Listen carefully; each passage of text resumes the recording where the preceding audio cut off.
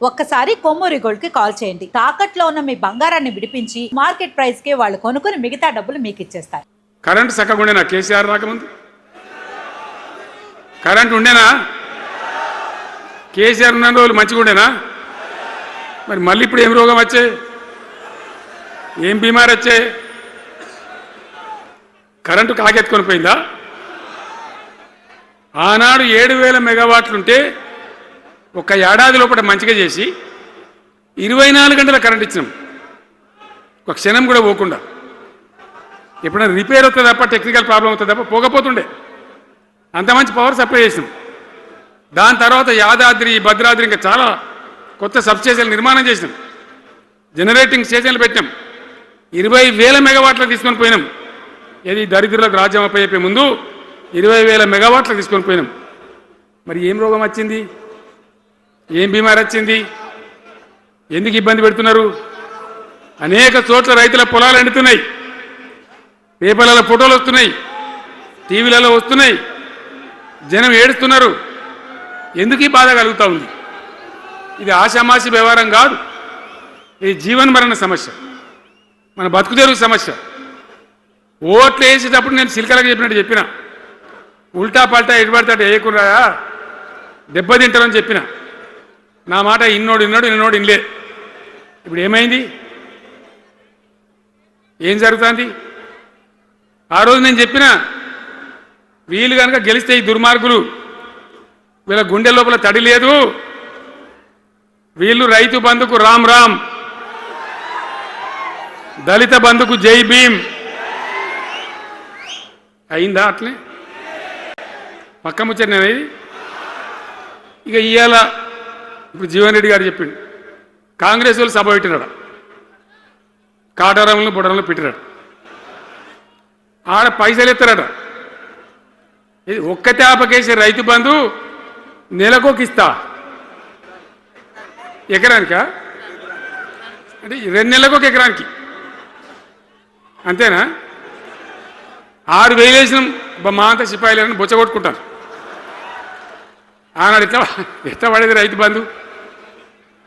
10 రోజుల గ్యాప్లో మొత్తం రైతులకు వచ్చేసేది. టంగ్ మన సెల్ ఫోన్ మోగుతుండే, మంచిగా టింగున పోయి బ్యాంకుకి వెళ్ళి తెచ్చుకుంటుండే. ఎక్కడ పోయి మరి? ఏం మాట్లాడిండ్రు? ఉరుకుని బ్యాంకులో పోయి 2 లక్షలు 3 లక్షలు లోన్ తెచ్చుకోండి. తెల్లారే ఆనాడే సంతకం పెడతాం, లోన్లన్నీ మాఫీ అయినాయా? ఇట్లా అడ్డగోలు నోటికొచ్చిన మాటలు చెప్పి, ఇష్టం వచ్చిన కథలు చెప్పి అర్రాసు పాడవన్నట్ట. కేసీఆర్ 10,000 ఇస్తాడా, మేము 15 ఇస్తాం. పింఛన్లు 2,000 ఇస్తాడా, మేము 4,000 ఇస్తాం. వికలాంగులకు 4,000 ఇస్తాడా, మేము 6,000 ఇస్తాం అనే వరకల్లా మన వాళ్ళు మోసపోయి. నేను చెప్పిన, ఇది మోసంరా నాయన, గోసపడతాము, ఇది అయ్యేది కాదు, ఆర్థిక పరిస్థితి లేదు అని నేను చెప్పిన. ఆ రోజే మీటింగ్లలో చెప్పిన. కానీ కొద్దిమంది ఆశపడితే ఏమైంది? 1.7%తో బీఆర్ఎస్ ఓడిపోయింది. మనం కూడా 39-40 ఎమ్మెల్యేలు గెలిచినాం. ఇంకో 10 మంది కొద్ది తేడాతోనే ఓడిపోయింది.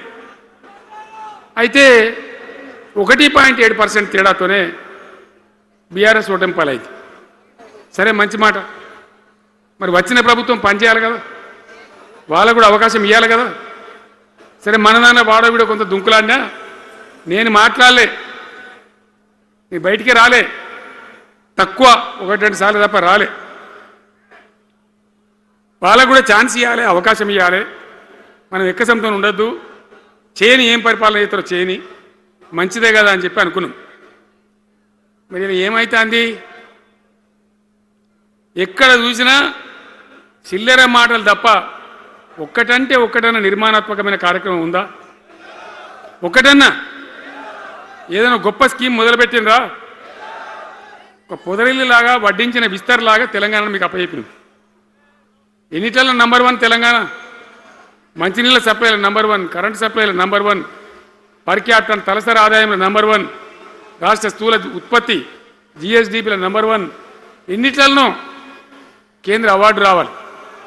అంత బాగా చేసిన తెలంగాణ 2.5 ఏళ్ళల్లో ఇలా ఎవ్వని మాట్లాడించిన రైతులను మాట్లాడితే గొడవ వైడుతున్నారు. నాశనం అయిపోయిందన్న, చెడగొట్టుకున్నాం. మా చెప్పుతున్నాం మేమే కొట్టుకుంటాం ఓటును వాళ్ళు కొంతమంది బాధపడి. ఎందుకు? ఎంత మంచి కడుపుల చల్లగదల కూడా రైతులకు ఎట్లుండే, ఎంత బాగుండే. కరెంటుకు బాధ ఉండేనా, నీళ్ళకు బాధ ఉండేనా? యూరియా బస్తాలు ఇయ్యే శాతం అయితే లేదా ఈ ప్రభుత్వానికి? యూరియా బస్తాలు రాబాయి అంటే యాప్ పెట్టినా ఉంటాడు.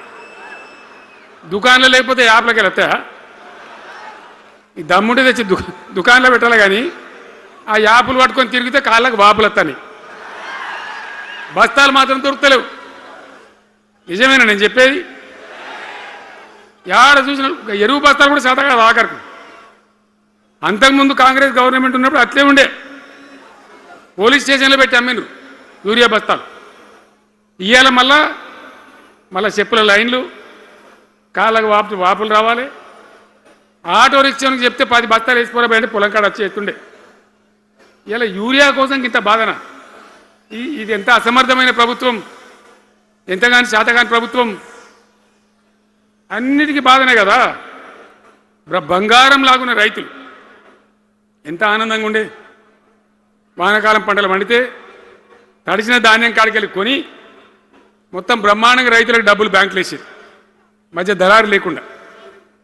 మా గంగుల కమలాకర్ వేసేది, చేయి మీద కూర్చున్నాడు సివిల్ సప్లైస్ మినిస్టర్గా, కొట్లాడి తీసుకుపోయి వేసేది. రైతులకు ముందుగా పోవాలి, వాళ్ళు పోయి మళ్ళీ సెకండ్కి పని చేసుకోవాలి. ధాన్యం అమ్మిన డబ్బులు వచ్చేది, ఇటు రైతు బంధు పైసలు వచ్చేది. రైతులు మోతాదు లేకుండ్రి, మంచిగా పని చేసుకున్నారు. ఇప్పుడు ఏమైంది? ఎరువు అనే యాపు, రైతు బంధు కోసం మొగులు చూడాలి, అది నెలకో ఎకరానికి వస్తుంది. ఇప్పుడు జగిత్యాల కేసీఆర్ సభ అంటే మళ్ళీ ఇలా పైసలు విడుదలన్నట్టు. రైతు బంధు రావాలంటే మళ్ళీ సభ పెట్టను అయింది. 3వ కిస్తీ రావాలంటే మళ్ళీ ఏమన్నా కేసీఆర్ సభ పెట్టాలి ఇక. అంతేనా? ఇది ప్రభుత్వమా? ఒక 75,000 కోట్లు ఇచ్చినాం మనం రైతులకు. 75,000 కోట్లు. పల్ల రాజశేఖర రెడ్డి గారు ఉండే ఎక్కడున్నాడు పోయినప్పుడు రైతు బంధు అధ్యక్షుని ఉండే రాష్ట్రానికి ఎమ్మెల్యే లేకుండే ఈయననే నిలబడేపించింది. 73,000 కోట్ల పైచీలకు డబ్బులు అనాయాసంగా సునాయాసంగా రైతు ఖాతాలకు పంపించింది. ఇప్పుడు ఏం రోగం వచ్చింది, ఏం బీమారి వచ్చింది? అచ్చా, ఇంకో మాట మీరు నాకు చెప్పాలి. ఈ కాంగ్రెస్ సిపాయిలు ఏం మాట్లాడారు ఎలక్షన్లో?